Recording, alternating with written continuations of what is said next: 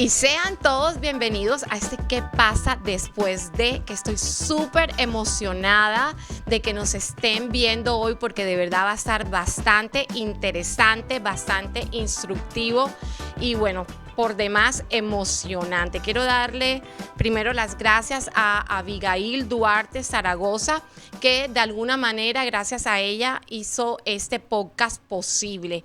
Y como tenemos a tres invitadas maravillosas y yo sé que nos tienen mucho que platicar, yo voy a entrar de una en materia. No sé, bueno, muchas de las personas que viven aquí hace 20 o 25 años pudieron vivir de alguna manera lo que se empezaba a gestar a principio del milenio, ¿no? Del año 2000.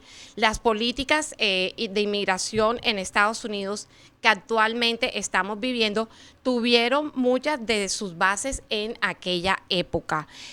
Todas esas cuestiones que vivimos aquí precisamente en el estado de Arizona y más concretamente en el condado Maricopa. ¿Por qué razón? Bueno, no sé si ustedes se acuerdan que desde 1993 hasta creo que el 2017 estuvo como en una buena película del oeste, de alguna manera gobernando lo que era propiamente el condado Maricopa, el sheriff más fuerte del oeste, que era el que tenía en cintura a toda la comunidad, sobre todo inmigrante. Durante su periodo se gestaron muchísimas leyes, se incubaron muchísimas de las leyes que hoy vemos que se han mimetizado o que se han reproducido de alguna manera en otros estados de Estados Unidos, y también puede decirse que yo pienso de alguna forma que el gobierno, lo que estamos viendo hoy, pues con lo que está haciendo el gobierno de Donald Trump en su segundo periodo, tiene mucha inspiración en lo que vimos en esa época aquí, en lo que fue Arizona, concretamente en el condado Maricopa. Durante ese periodo, pues también se gestaron leyes antimigrantes terribles como la ley anticoyote, como la SB 1070, la proposición creo que era 100, 200, las leyes que tenían que ver también, que revisaban el estatus migratorio cuando trabajabas, si podías trabajar aquí o no. Yo me acuerdo que eso fue bastante difícil para muchas personas porque también los dueños de las empresas se tenían que ver en la necesidad de despedir a sus empleados. Así que los hispanos que hemos sobrevivido, los latinos que hemos sobrevivido aquí a ese periodo de aproximadamente 25 años, creo que podemos de alguna manera contar esa historia. Pero hoy tengo a tres periodistas excelentes que por allá, por a principios de los 2000, también empezaban su carrera periodística en medios hispanos nacientes aquí en el condado Maricopa, aquí lo que era en el área de Phoenix. Una de ellas venía de muy lejos del cono sur, imagínense, desde Uruguay. Y ella empezó a tener tanto auge y a llamar tanto la atención que hoy en día por los pasillos se le conoce como el terror de Montevideo. Bueno, voy por ahí. Pero también quiero mandarle, si nos está viendo, un saludo a Marco Arreortúa, que era el editor de Valeria y que por un tiempo fue editor mío también en el periódico La Voz, porque le dije, Marco, conéctate porque te tengo una sorpresa. Así que si nos está viendo, qué bueno, y bueno, le mandamos saludos desde aquí. Valeria definitivamente no había ninguna reportaje que le quedara grande y tenía mucha hambre de comerse el mundo y yo creo que lo ha logrado. Tenemos otra gran periodista también que es Marixa Félix. Ella viene concretamente pues de Magdalena de Quino, creo que se llama así. Sí, yo siempre digo de Quino, viuda de Colosio, ahora de Félix. Ah, bueno, perfecto. Que obviamente es sonorense y también la conocí muy chavita ella, muy jovencita, muy modosita, así, muy bonita como la veo. Las tres son preciosas, pero Marisa así con sus ojitos claros y todo eso. Y también tenía, me acuerdo que siempre ese compromiso de informarle a la comunidad también de todo lo que estaba pasando en inmigración. Y por último, pero una grande también tenemos a Beatriz Limón. Ella es pues de Mexicali, que creo que es como la ciudad también del sol, también en Mexicali, yo sé que hace mucho Desierto calor. también, Así caluroso. también estamos aquí muy cerquita, aunque Mexicali pues sí está en Baja California, ¿no? Pero de todas maneras Beatriz también vino a comerse el mundo con su estilo de escribir, que yo creo que era muy, no sé, macondiano. A mí me recuerda mucho porque es muy descriptivo.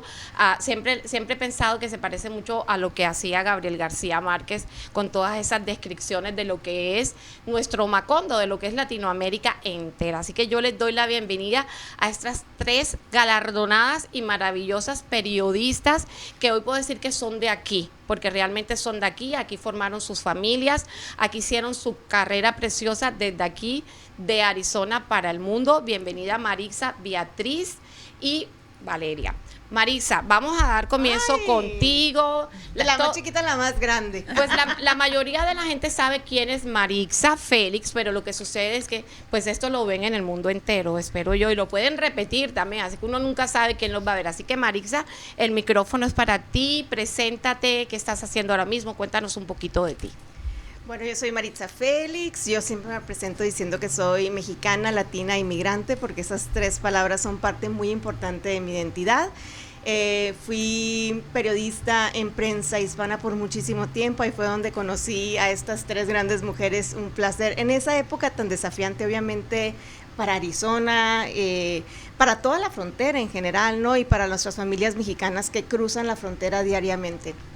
En el 2020 fundé un medio de comunicación que se llama Conecta Arizona, que se encarga de devolverle el diálogo y el júbilo al periodismo, y es muy whatsappero, nuestro corazón late en WhatsApp, tenemos podcast, tenemos un programa de radio, tenemos un newsletter, tenemos, bueno, mucho, y el equipo ha ido creciendo bastante. Lo que empezó con el esfuerzo de una mujer de 5'2" de estatura, el año pasado más de 40 personas nos ayudaron a construir puentes humanos en nuestro medio de comunicación y estamos súper orgullosos de ello.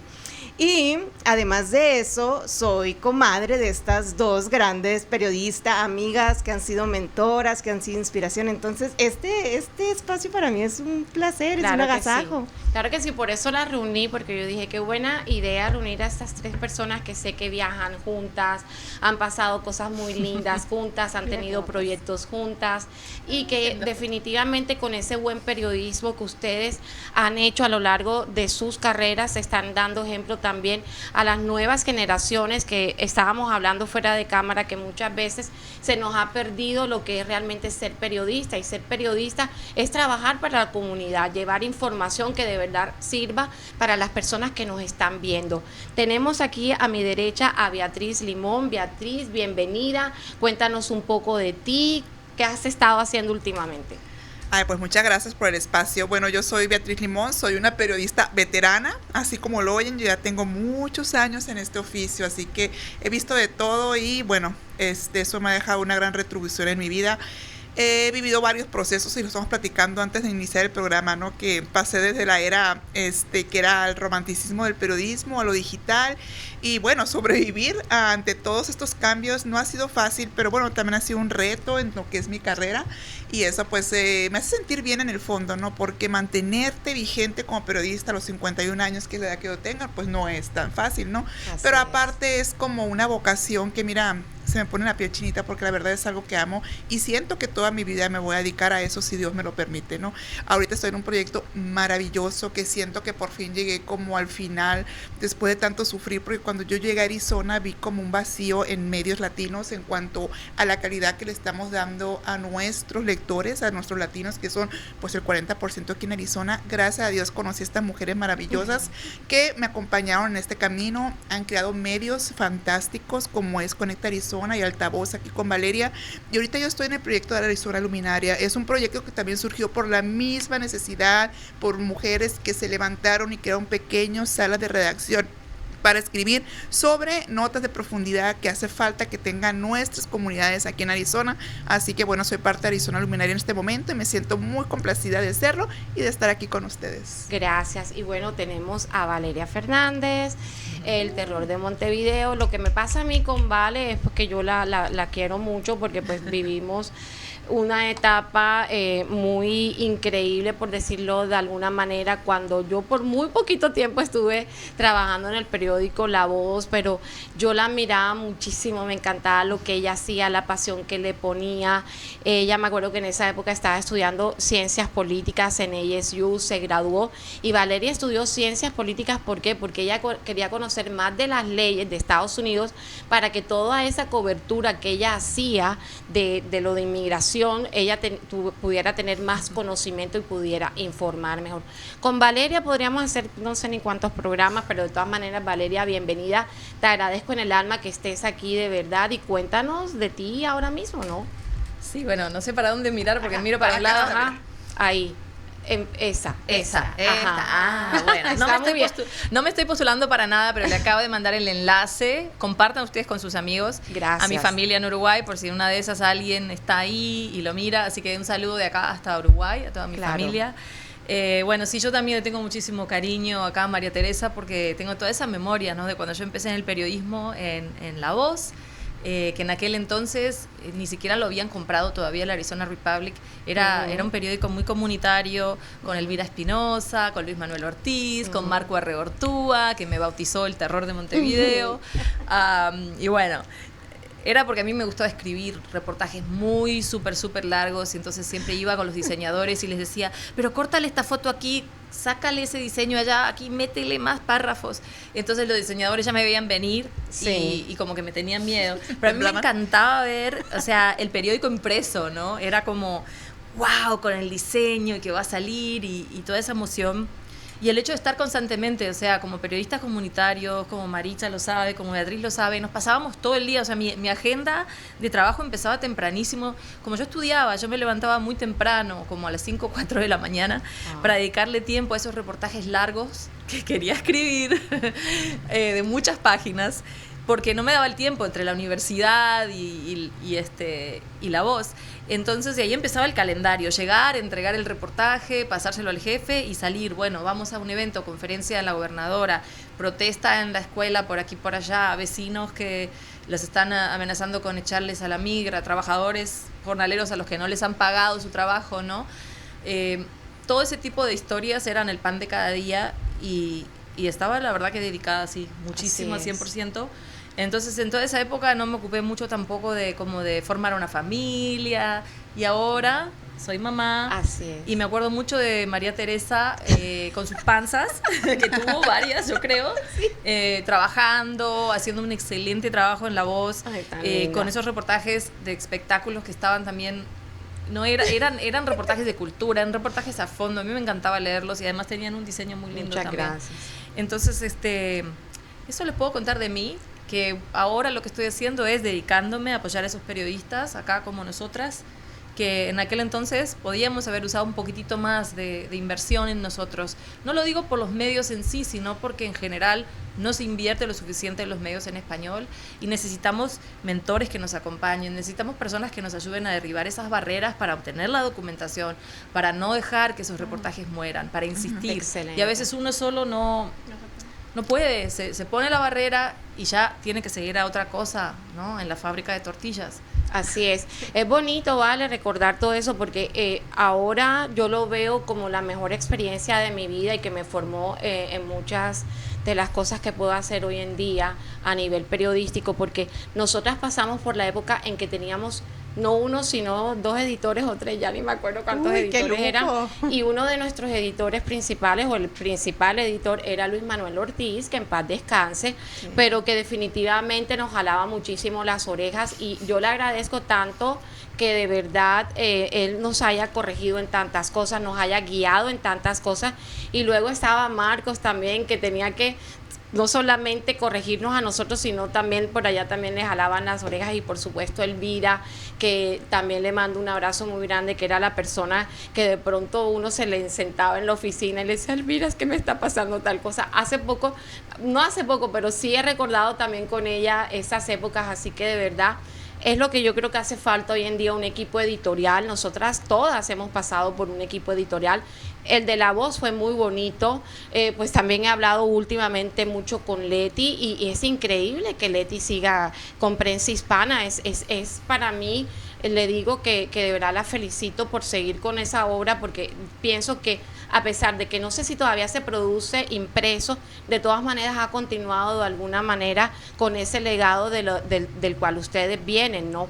Pero estábamos hablando, y no he dicho lo más importante de este programa, y es el nombre del programa, porque el nombre para mí lo dice todo, y es que son 3 periodistas, 2 décadas de historia desde la frontera. Y lo tengo que leer porque no quiero que se me escape. Es que empezamos 150. a reportar en pañales. Exactamente. O sea, 150 años. Mírenlas, exactamente. Ellas tenían como 14 cuando empezaron todo. Era ilegal trabajar así, pero ellas de todas maneras lo hacían. Nos parieron ya. Yo ya dije mi edad, ya. Exactamente. Ya, yo sola lo que dijimos es que no vamos a decir el peso, Sí, pero sí, bueno, que nos eso pregunten no cuántos importa. años, no cuántos kilos. Ahora, porque habría mucho que decirles y hablar de todo lo que hemos pasado, también cómo influyó esa época a nivel personal, cómo nos enriqueció, tendríamos que hacer muchos programas. Pero de todas maneras, vamos a empezar en materia. ¿Por qué? Porque estamos viviendo en este momento una situación tan terrible para los inmigrantes en todo el país.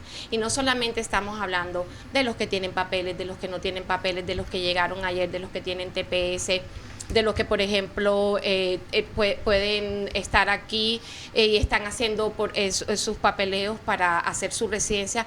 Esta es una situación que hoy en día nos está afectando absolutamente a todos, porque incluso se ha llegado a escuchar y se han visto en los noticieros que han sido arrestadas personas que son ciudadanas americanas.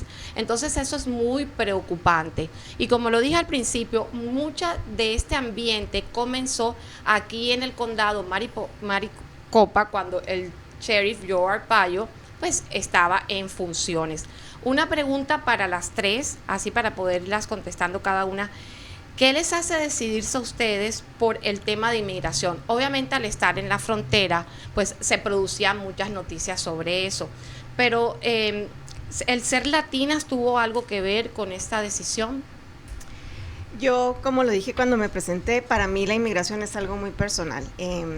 Ahora yo lo hablo públicamente, pero durante muchos años no hablaba de mi travesía migratoria, que yo llegué a este país con una visa de esposa. Y después tuve una visa de trabajo, y luego tuve otro tipo de visa de trabajo, y luego tuve otro tipo de visa de trabajo. Y siempre tuve que justificarle a este país que yo merecía la oportunidad de estar aquí. Y reportaba sobre muchos de los temas migrantes, siempre como separada del cuerpo de la persona y la periodista, ¿no? Porque me tocaba reportar abusos laborales cuando muchas veces a mí también me tocó vivirlos, o cuando me tocaba reportar sobre la doble moral de muchas compañías frente a esos casos migratorios, y que yo también los estaba viviendo, pero que no podía personalizar, no podía poner mi esencia ni mi identidad en las historias. Entonces, en cierta manera entiendo la migración de un aspecto diferente, desde un aspecto muy personal. Y por mucho tiempo yo pensé que eso era un defecto, y ahora pienso que es un superpoder, porque el abrazar tu identidad y traerla al trabajo que te apasiona y que tú estás haciendo, te permite lograr un periodismo mucho más empático, una cobertura con mucha más dignidad y respeto para las mismas comunidades migrantes a las que estamos sufriendo. Y porque yo también tuve miedo, porque yo también hubo momentos en los que estaba en un limbo migratorio, Valeria lo sabe, porque bueno, si a alguien le lloré, fue a la Vale, ¿no? Y a mis amigas, de que hubo momentos en los que yo salía a marchar, pero que mi situación migratoria también estaba así como medio descompuesta, entre una visa y otra, entre una renovación y no. Entonces hay una cierta conexión, no es una selección que yo haga conscientemente, de decir, ay, siempre me voy a ir por lo migratorio, pero como veo lo migratorio como una coyuntura de todo, se me da natural. Y creo que la migración también puede ser muy bonita y la podemos ver en todos lados. Es que huele rico, sabe rico, se ve rico, se pinta rico, y eso también lo tenemos que abrazar, ¿no? Así es, y es que de todas maneras tienes toda la razón, Marixa. Mientras muchas de nosotras y de reporteros, también hombres, trabajaban en los medios de comunicación hispanos, muchos de nosotros también de alguna manera estábamos en procesos migratorios que nos hacían también sentirnos asustados, pero a la vez identificados con el sufrimiento del público que nos leía. Porque, por ejemplo, yo cubría espectáculo, y si la gente que me estaba leyendo a mí iba a tener problemas, yo también los iba a tener, porque entonces no iba a haber público, que es lamentablemente lo que estamos viendo hoy en día. Beatriz, tú también cubrías noticias de inmigración, pero también de alguna manera, y corrígeme si no es así, te enfocabas mucho también en la parte cultural, en mostrar algunas veces cuestiones positivas y a la vez, y yo creo que todas lo han hecho en algún momento, pero creo que Beatriz ha ido un poco más en mostrar la parte del arte, de lo que los latinos podemos ofrecer desde ese punto de vista. Sí, fíjate, mi caso no es que la migración yo la haya buscado, la migración como que llegó a mí. Nací en una ciudad fronteriza, obviamente, claro. Mexicali es la frontera, pero realmente vine a entender la migración o sea, tan fuerte y tan ruda y tan cruel aquí en Arizona. Yo tenía otra perspectiva muy diferente en California, pues es mucho más progresista, era una frontera muy pequeña, pues casi todos los que iban del otro lado de la frontera eran mexicanos. Entonces, cuando llego aquí me doy cuenta de lo que estaba sufriendo mi gente. Entonces empecé a empatizar con ellos, a darme cuenta, o sea, todos los sacrificios que estaban haciendo y cómo eran tratados, ¿no? Entonces la migración me alcanzó a mí para cubrirla, ¿no? Dentro de este abanico que es la migración aquí en Arizona, porque no puedes deslindarte de esas coberturas porque estás aquí en el epicentro donde están sucediendo las cosas, siempre yo he tratado de darles como un extra a mis lectores, o sea, no usar la migración como para explotar el dolor de las personas o lo más fuerte o lo más triste que puedes sacar de una historia para agarrar más visibilidad. Al contrario, es como con mucho respeto, con mucha dignidad hacia nuestra gente. He aprendido a abrir mucho más mi corazón a entender lo que es el fenómeno migratorio desde el punto espiritual, desde el punto humano, y eso me ha conectado mucho más con estas personas. Por eso yo ahorita estoy sufriendo mucho lo que está sucediendo con nosotros, con nuestra gente, ¿no? Entonces lo estoy viviendo desde el fondo de mi corazón, porque pues yo he tenido un camino junto a ellos, entonces no ha sido fácil, ¿no? Pero bueno, también en lo que estamos platicando acerca de lo que me comentabas, sí he buscado y siempre he pensado que debemos darle no solo a la gente el dolor, ¿no? Sino tienes que darles lo que hay. Hay mucho más. Este desierto es hermoso. Hay mucho de qué escribir aquí, hay arte también, el arte es una manera de sanar nuestros corazones, también hay eventos muy lindos, hay otras cosas que se pueden escribir y que yo creo que a nuestra gente le hace mucha falta, ¿no? Entonces es como un complemento, es como un equilibrio que tienes que hacer tú como periodista y obviamente pues trato de hacerlo, trato de diversificarme en eso para no quedar solamente como que atada, ¿no? En el fenómeno migratorio y ahorita más que nunca, ¿no? Por todo lo que está pasando ya, o sea, los periodistas, yo creo que estamos como en una plataforma muy diferente porque ahorita cualquiera puede grabar un video, sube información, entonces se disparan las redes y la gente está saturada de que agarraron a tal persona y que golpearon a tal persona. Entonces yo creo que la gente está ahorita en un momento, y yo me incluyo, en que necesitamos un respiro, ¿no? Entonces tenemos que darle a la gente algo más, un extra siempre, ¿no? Claro que informarlas, educarlas de lo que está sucediendo, pero también hay un mundo que sigue girando, ¿no? Alrededor de nosotros. Entonces esa es mi experiencia, que la comparto con ustedes, ¿no? Yo creo que tú has tocado dos puntos muy interesantes y muy importantes: la ética profesional y lo que estamos viviendo hoy en día con las redes sociales.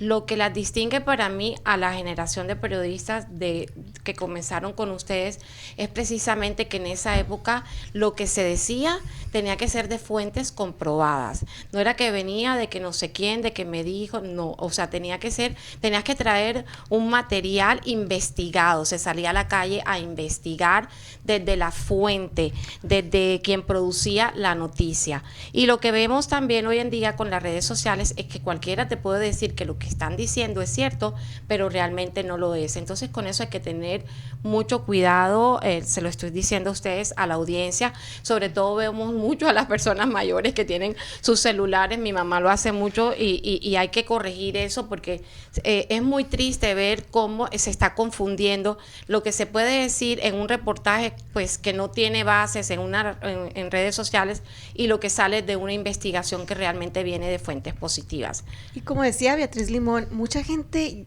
incluidas nosotras, no queremos ver las noticias. Hay mañanas en las que nos levantamos y decimos, yo tampoco quiero ver noticias, y es parte de nuestro trabajo. Entonces yo creo que eso también nos abre los ojos y nos mantiene bien conscientes de que sí y que no, por dónde nos vamos, ¿no? Y el fact-chequeo, Beatriz Limón estuvo trabajando un tiempo también con uno de nuestros aliados que es fact-chequeado, que se encarga de la verificación de datos. Y estamos viviendo en una época tan polarizante que incluso cuando traes todos los datos, si no se alinean con tu postura política o con tus creencias religiosas, muchas veces desestimamos la información. Entonces ya no nomás estamos batallando de combatir, sino de no ofender, porque ahora todo es ofensivo, exactamente. Sí, todo crea una barrera, ciertamente. Y ahora, Vale, tú vienes de Uruguay, vienes de, pues, del Cono Sur. Las cosas por lo general creo que allá no estaban tan mal al principio de los 2000. Esa es la percepción que yo tengo como colombiana, no sé. Pero tú estabas familiarizada con lo que tú te encontraste aquí, lo que estaba pasando en una frontera. Yo pienso que para ti fue hasta más emocionante, no sé. Bueno, no sé si fue emocionante. Lo que pasa es que yo tenía 20 años, ¿no? Cuando llegué a Estados Unidos. Y entonces era otra situación, ¿no? Yo siempre digo que soy como de primera generación y estoy criando a mis hijos aquí. Y un poco crecí con la comunidad inmigrante de Arizona, con mucha gente que eran jóvenes en aquel momento y que sus papás eran los que estaban en esa lucha por cambiar las cosas. Entonces, en mi país la cosa se complicó poquitito después de que yo me vine, como en Argentina, económicamente. Mi madre tuvo que emigrar por oportunidades. Y yo estaba sola, no tenía familia ni nada, ni conexiones, ni nada.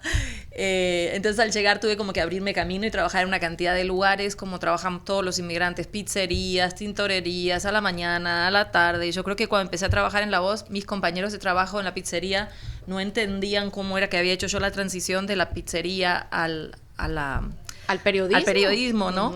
Ni yo tampoco me lo explico. Creo que todo es posible. Sí, claro. Obviamente a mí me gustaba mucho escribir y eso era importante, pero yo pasé por un periodo previo de trabajar en los medios en los que yo estaba como en el limbo migratorio, como muchas personas, y con ese sufrimiento de no saber cuándo voy a poder regresar a ver a mi familia, porque si salgo me van a imponer ese castigo famoso de los 10 años, ¿no? Y para mí casi me emociona un poco hablar de eso porque era joven, tenía 20 años, y fue duro.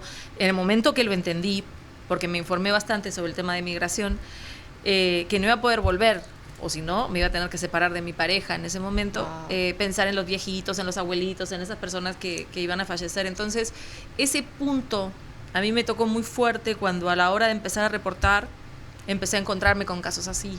Quizás yo no podía entender lo que era el riesgo que las personas sufren al cruzar esa frontera. Claro. El riesgo de estar, bueno, el dolor de estar buscando un ser querido que se ha extraviado en ese desierto o que no sabemos si lo secuestraron. Todas esas cosas yo no las había vivido, pero esa separación que todavía se sigue viviendo, ¿no?, de la familia, a mí me tocó duro en una edad joven, como que me marcó y desde ahí yo conectaba. Pero inevitablemente, trabajando en medios en español, uno entiende inmediatamente quién es su audiencia, porque la conoce. Mexicanos, guatemaltecos, salvadoreños, colombianos. Y yo con mi acento uruguayo tuve que empezar a aprender a hablar ese mexicano de no te mortifiques, que se habla en Sonora, todas esas palabras que las he adoptado como propias, y poco a poco como que esa comunidad para mí se volvió una familia extendida, aunque suena, ay, muy cursi, ay, mi familia, cómo los amo, pero la verdad es que sí, porque yo estaba sola, no tenía nadie, y estas comunidades inmigrantes guatemaltecas, con sus vecindarios, con su cultura, con su comida, con todo, como que a mí me dieron un hogar fuera de Uruguay en el que yo me sentía como que un poquitito de Latinoamérica todavía estaba acá, porque al principio es muy duro cuando ¿quién habla español acá? Claro. ¿Con quién hablo? ¿Quién me va a leer? Porque a mí sí me gustaba escribir, entonces era como una depresión total. Sí. Y poco a poco ir descubriendo esa gente que se convierte en su gente. Sí. Por eso no me quise ir de Arizona, porque hubo oportunidades. Sí. Pero ya cuando estaba trabajando en La Voz y estábamos viendo esta situación con el sheriff, de la gente arrestada, de las redadas en mi barrio, el barrio donde yo vivía, hicieron redadas. Cuando te toca tan cerca, empezás a sentir un compromiso con la gente y no te querés ir, porque fue algo, y es algo en este momento, muy duro lo que estamos viviendo, muy fuerte. Y bueno, en fin, la pregunta era cómo llegué a cubrir migración. Es inevitable cuando uno escribe para comunidades que son migrantes, cubrir el tema porque toca todos los aspectos de la vida, ¿no? Toca lo emocional, toca lo cultural, toca la educación de tus hijos, el acceso a una educación, todo. Todavía me acuerdo por ahí que lo dejo porque Ujú. sigo. No, yo sé, y me acuerdo que Valeria escribía todo, para todo, escribía muy lindo, y un día yo no pude ir, y todavía me acuerdo que fue José Feliciano, creo. ¡Ah, sí! ¡Ay, qué vergüenza! Y de pronto, no es vergüenza, sino la mala cambiaste suerte, el nombre, que ¿o qué? al día siguiente, es José Sí, Feliciano, no, ¿verdad? sí. El puertorriqueño, y llegó y me dice, vale, ay, María Tere, imagínate tú que ayer llegaron aquí en la tarde y que José Feliciano estaba, y como tú no viniste, lo tuve que ir a cubrir yo. Me mandaron corriendo, me dijeron, Sí, ya. y le quedó muy bonito. Para empezar, yo no sabía mucho de José Feliciano, solo que él era el autor de la canción Feliz Navidad, Feliz Navidad. Tampoco sabía que él era ciego, pero por suerte, Sí, afortunadamente, wow. me enteré A en tiempo. los 5 minutos que tuve para hacer mi investigación y traté de hacer lo mejor posible, porque no hay nada peor que ir a entrevistar a alguien y no saber nada de No, ellos y no estar preparado. Exacto. Es horrible. Y eso es lo que yo creo que prima en ustedes, la preparación. Yo soy incapaz también como de presentarme a un lugar a cubrir algo o hacer un programa de estos y no estar enterada. Con ustedes me ha sido fácil, aunque yo creo que lo conozco todas de ustedes, pero definitivamente me he dado cuenta por lo que he estado leyendo últimamente que no es así. Vale, ¿cuál fue ese reportaje que a ti te marcó llegando a los 6 meses a La Voz? No sé hace cuánto tiempo que Luis Manuel te dijo, Valeria, lo estás haciendo muy bien, vas muy bien. No sé, o que a ti también a nivel, te ha marcado todo mucho a nivel personal, pero como que te dijo, por aquí es que yo voy a ir, voy a especializarme más en esto. Bueno, hay muchos reportajes, pero y no sé si Luis Manuel me dijo exactamente eso. Yo creo que le saqué más canas de las que él Sí. siempre Te ya quería, tenía. te quería. Ujú. Hay un reportaje que nunca me olvido, que le dimos el titular Un castigo más fuerte solo por ser inmigrante, y era 2004. Bueno, lo publicamos en el 2003. Yo empecé a tener una relación de contacto y de fuentes con el Florence Project de abogados en el centro de detenciones de Eloy por allá 2003, y una abogada ahí como que me empezó a enseñar mucho de cómo estaba la situación y cómo eran las leyes de migración y cómo estaban cambiando en esa era de Bush Sí. para peor, porque desde ese entonces estaba empezando, o sea, hay Sí. muchas cosas que están pasando ahora que ya las semillitas las vino plantando Estaban aquí. Clinton, las vino plantando Bush, luego Obama, luego, ¿no? Ahí todos juntos han armado esto que tenemos ahora, no es solo de Trump. Entonces, esta chica, había una joven que tenía green card, que estaba detenida en el centro de detenciones de migrantes de Eloy. O sea, tenía su green card. Y yo no sabía que eso te podía pasar, que tú podías tener tu green card y tu residencia y que podías acabar en un proceso de deportación.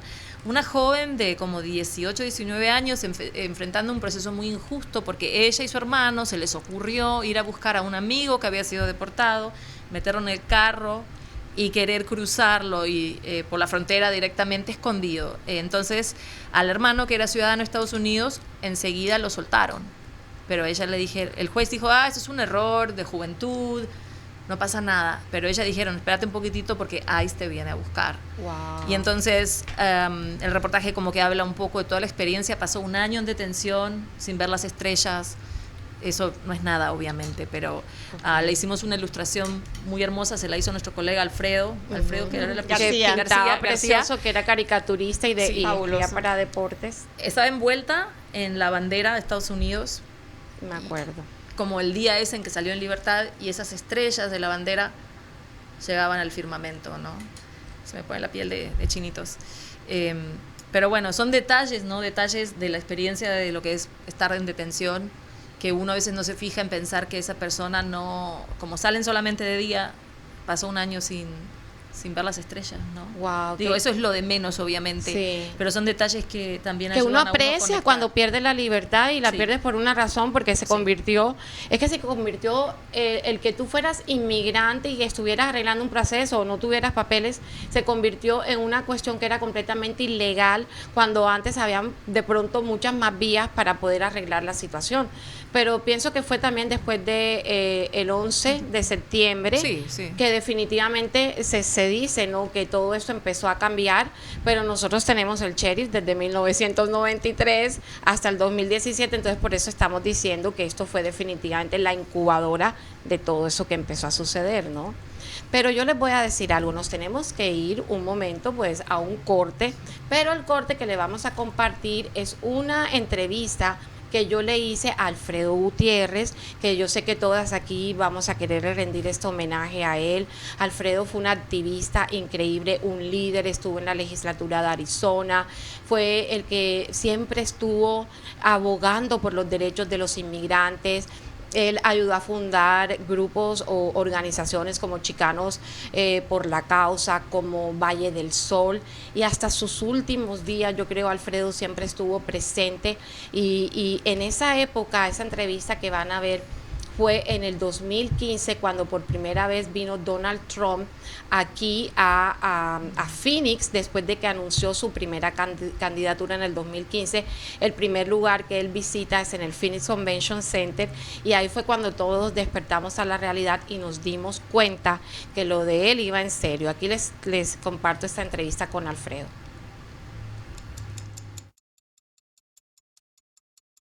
Alfredo, bienvenido a este espacio de Panorama Online, y Gracias. Hoy estamos nuevamente cubriendo un evento histórico. Tenemos hoy en la ciudad como invitado al señor Donald Trump, que como sabemos recientemente ha lanzado su deseo de ser candidato para el Partido Republicano, y pues sabemos todos que hizo unos comentarios en contra de los mexicanos, y ha venido aquí a Phoenix a continuar pues hablando entre los que le apoyan. Alfredo, ¿qué opina usted de esto que estamos viendo hoy aquí nuevamente? Bueno, lo que estamos viendo es una manifestación para indicarle a la comunidad que francamente no estamos de acuerdo con los comentarios de Trump, pero francamente lo que ha hecho este hombre en una manera es algo muy positivo, porque ha surgido en este estado claramente el racismo que existe en este estado, y lo ha surgido, ahora lo reconocemos.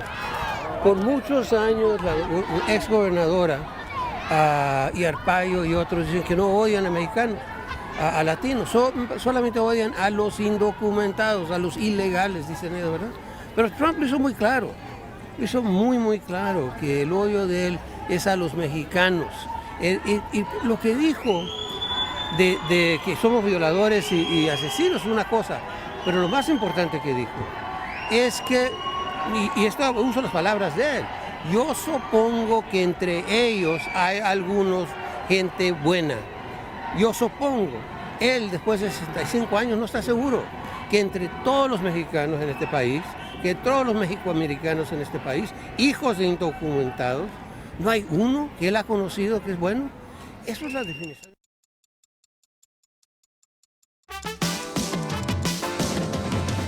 Bueno, y regresamos a este programa especial con estas tres periodistas tan importantes que les he traído para analizar de alguna manera lo que hoy en día estamos viendo en todo el país, que es este sentimiento antimigrante, que es todo esto que está pasando con ICE, porque muchas personas se preguntan por qué está pasando esto, de dónde viene todo esto. No estoy diciendo que todo tenga que ver con Maricopa, con el condado de Maricopa y con pues propiamente con que estuvo Joe Arpaio, con Arizona, pero sí definitivamente esto que ustedes están viviendo en Estados Unidos, ya nosotros lo habíamos vivido aquí por mucho tiempo antes, pero bueno, eso está más fuerte que nunca, y por eso estamos analizando con Marixa Félix, con Beatriz Limón y con Valeria Fernández, tres periodistas galardonadas, especialistas en lo que es el tema de inmigración, es lo que han cubierto por mucho tiempo a lo largo de su carrera, y el tema que hemos escogido, como les he estado diciendo, es tres periodistas, 2 décadas de historia desde la frontera,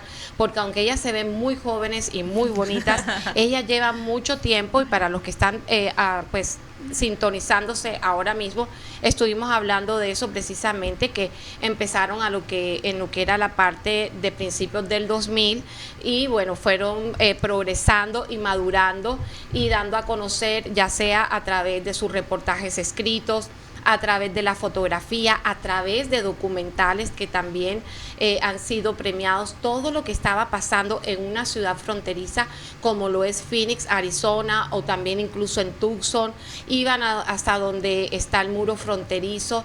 Ellas hicieron todo cubrieron estas historias de una manera bastante humana también, porque pues ¿quién no puede de alguna manera, si eres inmigrante también, no puedes dejar de identificarte y que te toquen estas historias? Marixa, entremos en materia.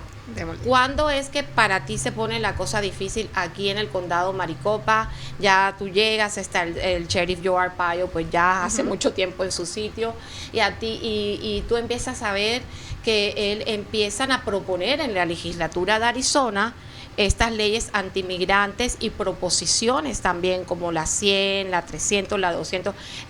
Para eso las traje, para que me ubiquen, porque mientras ellas cubrían eso, yo estaba ya viendo, no me vayas a sacar a Chayanne, Javier, pero yo estaba ya viendo a Chayanne, y estaba cubriendo conciertos y cosas así, mientras ellas lamentablemente, o para bien de nosotros, cubrían estas historias tan bonitas. Yo llegué a Arizona justo con la ley anticoyote, ¿no? Y me tocó ese periodo como de transición muy oscuro en el que se dice en la calle de que se despertó al gigante dormido a patadas, que fue la promulgación de la SB 1070 y todo lo que vino con la implementación del E-Verify, que es el programa que usas para poder asegurarte que los trabajadores tienen una autorización de empleo en los Estados Unidos. A mí me toca llegar en esa época en la que todo se conflictuaba. Había mucho poder de un lado de la balanza y muy poquita unión del otro lado de la balanza. Ahí conocí a Valeria, por ejemplo, un día cuando yo recién llegué a Arizona, perdida en el Capitolio Estatal, que no sabía ni para dónde irme. Y ahí nos empezamos a hacer amigas y ahí empezamos también a contar esas historias que nadie más estaba contando, las historias humanas. Y éramos bien poquitas las latinas que estábamos en esos lugares representando a nuestra comunidad y también al tipo de periodismo diferente que estábamos tratando de hacer en esa época. Para mí, la SB 1070 fue como el preámbulo de lo que estamos viviendo ahorita. Muchas personas consideran que para Estados Unidos esto que está sucediendo es nuevo, ¿no? Nosotros lo vimos a una menor escala. Y platicando con la gente en la comunidad ahorita nos dicen, nosotros ya estábamos preparados, lo que estamos viviendo con Trump es un Joe Arpaio con esteroides a nivel federal, con muchísimo más poder, con muchísimo más capital político en el Congreso, bueno, las diferentes divisiones del poder, que las líneas que los separan ya están demasiado borrosas.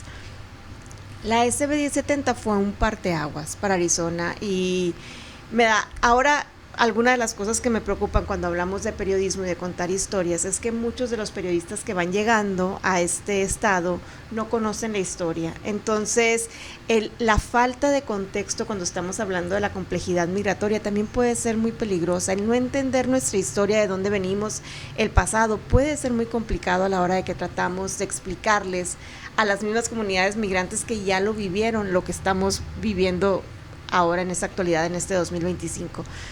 Pero yo creo que el 2010 con la SB 1070, el 2014 con la llegada de los niños sin adultos que estaban cruzando la frontera o menores no acompañados fue muy dolorosa. Yo estaba embarazada en ese entonces, yo me acuerdo que me la pasaba en la parada de camión y que veía, o sea, como que el embarazo me dio una perspectiva que yo no tenía antes de tener hijos.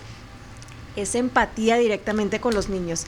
Luego en el 2017 que empecé a cubrir las historias de lo que iba a ser la política de cero tolerancia, en el 2018 con esas familias separadas, en este 2025 que estamos acompañando familias cuyos casos habían sido cerrados en las cortes de inmigración, ya están siendo reabiertos, personas que nos escriben y que nos dicen pueden ir con nosotros a la corte porque no nos sentimos seguros, personas que han decidido mudarse, que han decidido irse, que han decidido quedarse aquí debajo de las sombras, que han decidido cobijarse con lo que puedan para que nadie los encuentre.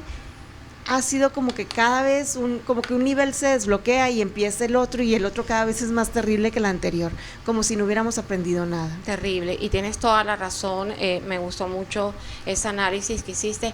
Yo llegué un poquito parte a lo que fue la escena, un poco tarde a lo que fue la escena de cubrir este tipo de información, y creo que lo que sucedió fue que en el 2010, cuando se promulga la ley SB 1070, el condado Maricopa, Phoenix, se volvió famoso a nivel mundial. Recuerdo perfectamente estar a las afueras de la corte de Sandra O'Connor, creo que así se llama. Hasta yo estaba produciendo un programa que se llamaba Fuego Cruzado, y estaban periodistas de todas partes del mundo. Había periodistas hasta del Japón, esperando a que la gobernadora Jan Brewer en ese entonces saliera, y todavía teníamos la esperanza de que dijera que no la había firmado. Y recuerdo muy bien cuando salió y nos dijo con esa actitud tan agresiva que ella tenía, que si creíamos, así me acuerdo, creían que no le iba a firmar.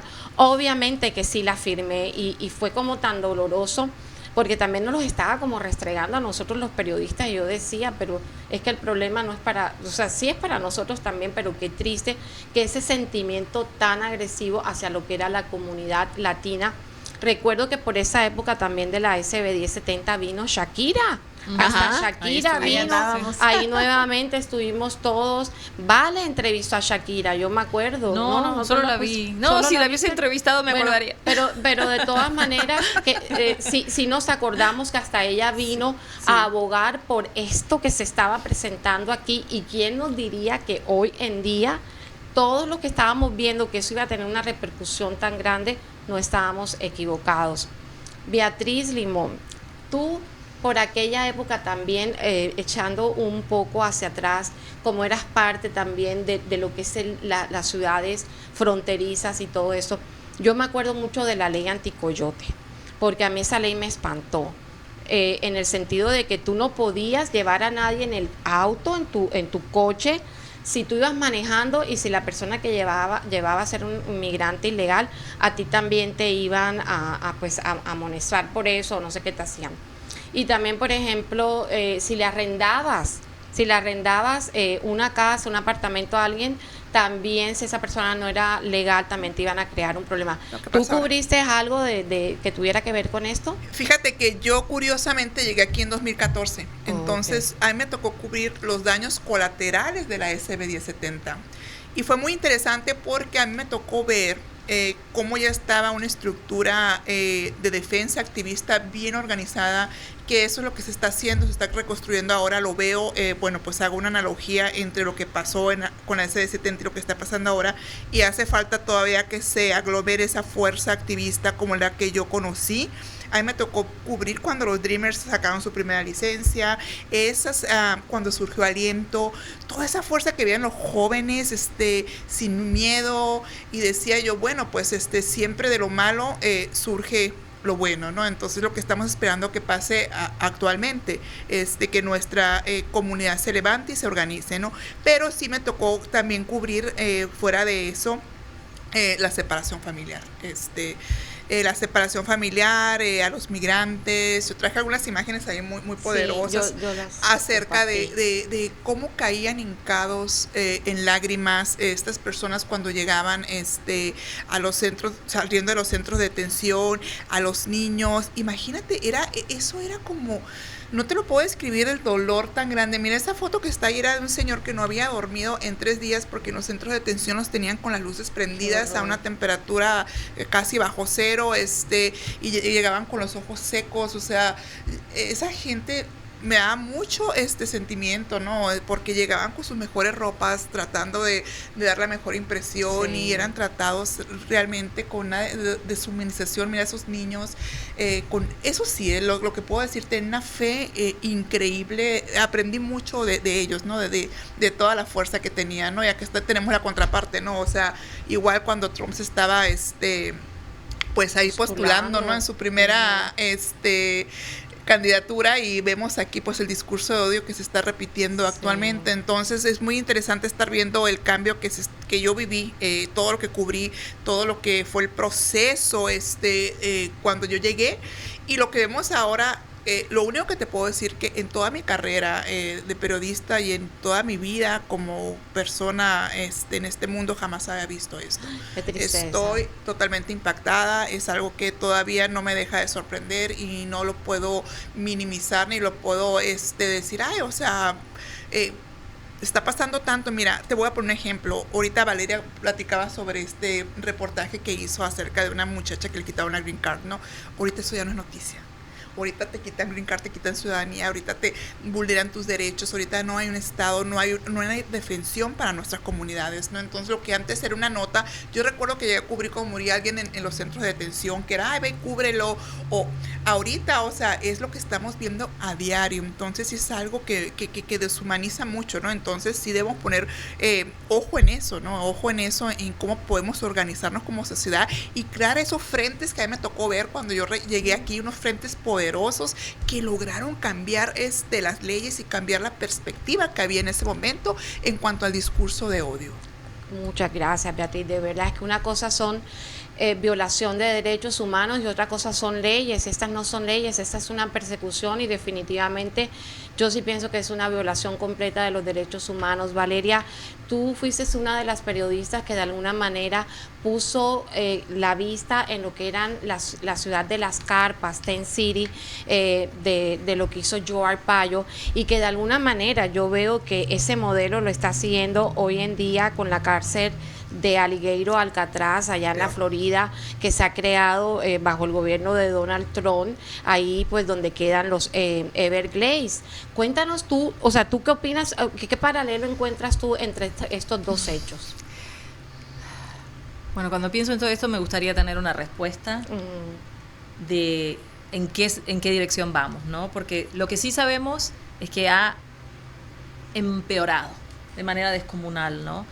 Ha sido como un proceso, yo creo que desde el 9/11, paulatino, de leyes en Arizona que se fueron creando para hacer la vida imposible realmente.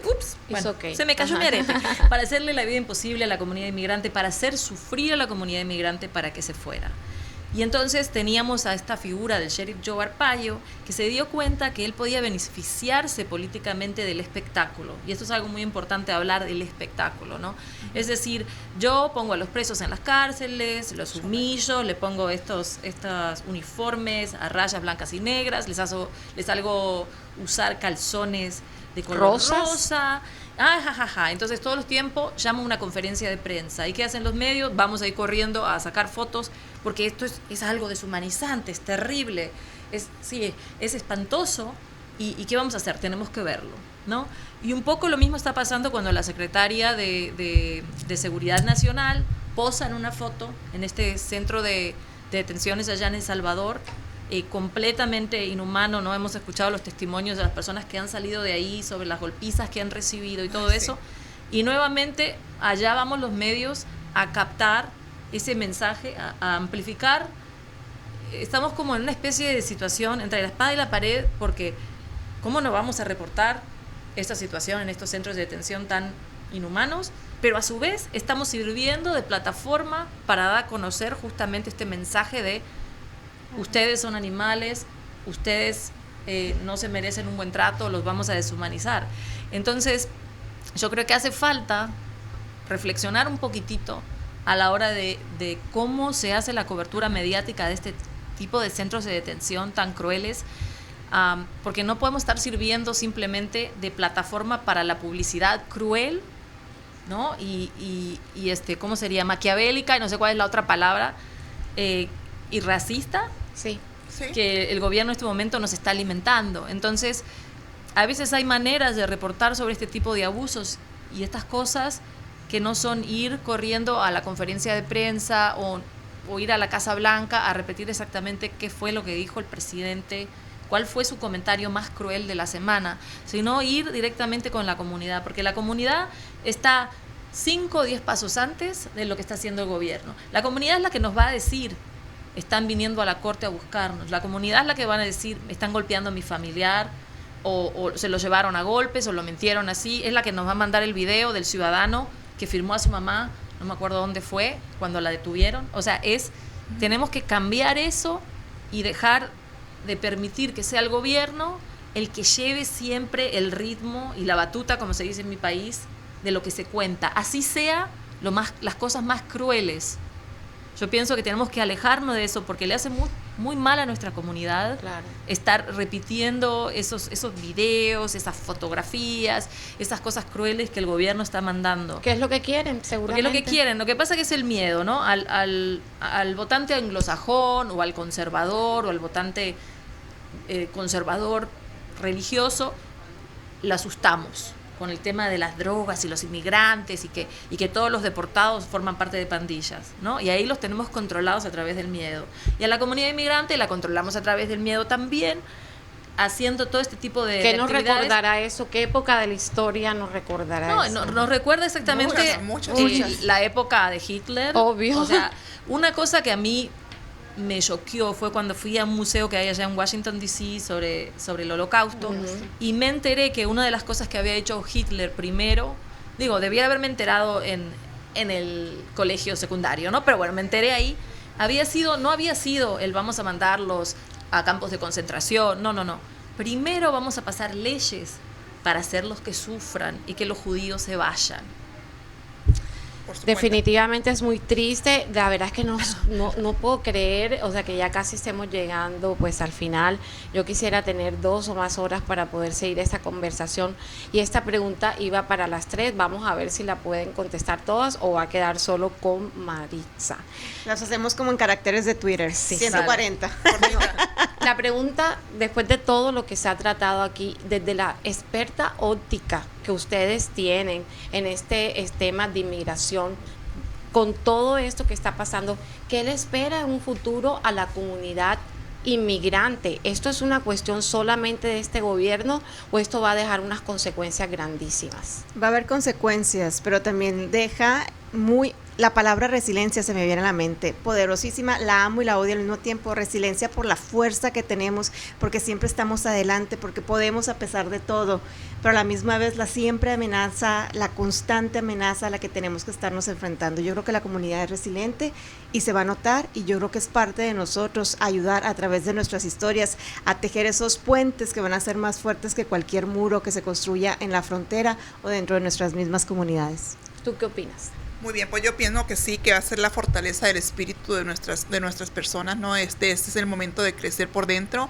Hay muchas opciones, no solo encasillarnos en estar aquí. No debemos por ningún motivo normalizar el abuso, el racismo, la persecución racial. Jamás debe de ser, ni eduquen hacia sus hijos. Hay otras opciones. Si tienen que regresar a sus países, se regresa a sus países. Si tienen que lucharse, vamos a luchar. Si tienen que organizarse, vamos a organizarnos, ¿no? La fuerza está en nuestra comunidad. Así es. Y Vale, tú para cerrar, ¿qué opinas?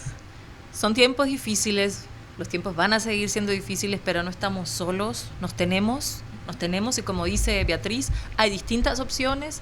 Hay personas que sí están decidiendo que lo mejor para su familia quizás es irse, pero que también hay posibilidades en nuestros países. Sabemos que no es lo mismo para todos, que hay riesgos, que la vida corre riesgo en algunos lugares, pero no están solos. Vamos a salir de esta juntos, queriéndonos más. Yo creo que queriéndonos y apoyándonos mucho más. Yo definitivamente creo que en ustedes, la audiencia, están viendo ese ejemplo de resiliencia, de por qué nos tenemos que sentir orgullosos, porque vamos a dejar de un lado que son mujeres también, y eso también cuenta muchísimo. Ustedes han sido como también esa voz que ha puesto de alguna manera ciertas cosas que no se sabían. Ahora, como la misma Beatriz nos estaba diciendo, hay cuestiones que ya ni siquiera son noticias de lo feo que se ha puesto el ambiente. Pero ustedes que están allá en casita, que de alguna manera algunos de ustedes también son protagonistas de esta historia, no se rindan, luchen, porque yo les digo que yo luché. Yo hoy en día soy ciudadana americana y yo no me lo puedo creer. Y como dicen por ahí, ya está muy trillado, pero sí se puede, y nosotros vinimos aquí a triunfar. Nosotros hemos pasado todos muchas dificultades también en nuestros países, y como decimos, bueno, quizás nos podemos ir un rato de regreso. Yo tengo mucha fe también que las cosas pueden cambiar, así que yo espero que les doy muchas gracias por acompañarnos en este capítulo tan especial, que espero que repitan, que analicen, que les sirva bastante de algo, que se inspiren en él y que también se lo muestren a sus hijos. Y como ellas han dicho, por favor, no infundemos también el ser unas personas como no solamente racistas, sino intolerables con personas que son diferentes a nosotros. Visítenos en nuestro YouTube de ¿Qué pasa después de? Ahí pueden repetir el capítulo. Muchísimas gracias, nos vemos a la próxima.